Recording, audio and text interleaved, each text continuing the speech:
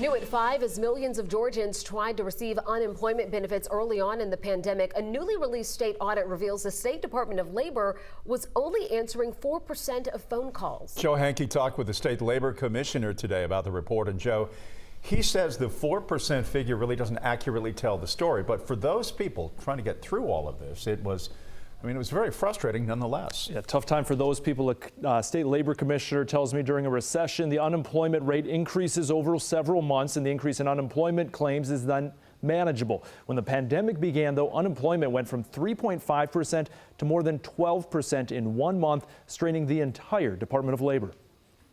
Big stepping stone in between where I was then and where I am now. So I was able to gain employment, to finish my degree. I'm starting my second year of my contract.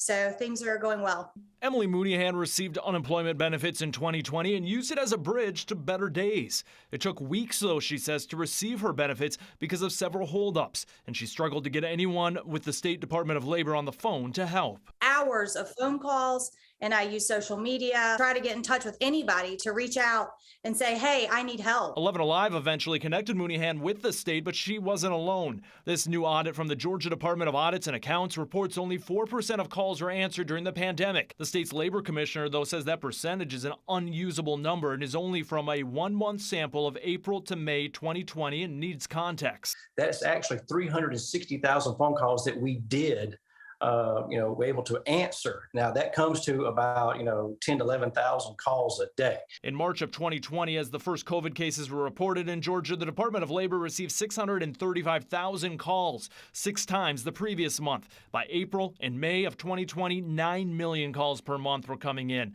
a figure impossible to respond to, Butler says. Urgent situation with that kind of influx, when you're getting 9 million phone calls in a 1 month period, there's no way physically you're going to have, you'd have to have an army of 10,000 people. Butler says his staff also responded to social media messages and emails, which the audit did not include, and staffing was a reason many calls went unanswered. The audit notes a shortage of workers. From 2013 to 2019, unemployment trended downward. In response, federal funding decreased, and statewide Department of Labor staffing was down 41%, 32% within the Unemployment Insurance Benefits Division.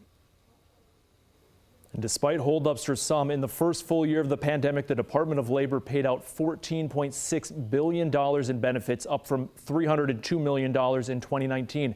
Coming up at 6, I talk with Commissioner Mark Butler about what is being done to prepare for the next recession, or hopefully not, but the next pandemic in the future. Jeff? 9 million calls. That is mind-boggling. Thank you, Joe.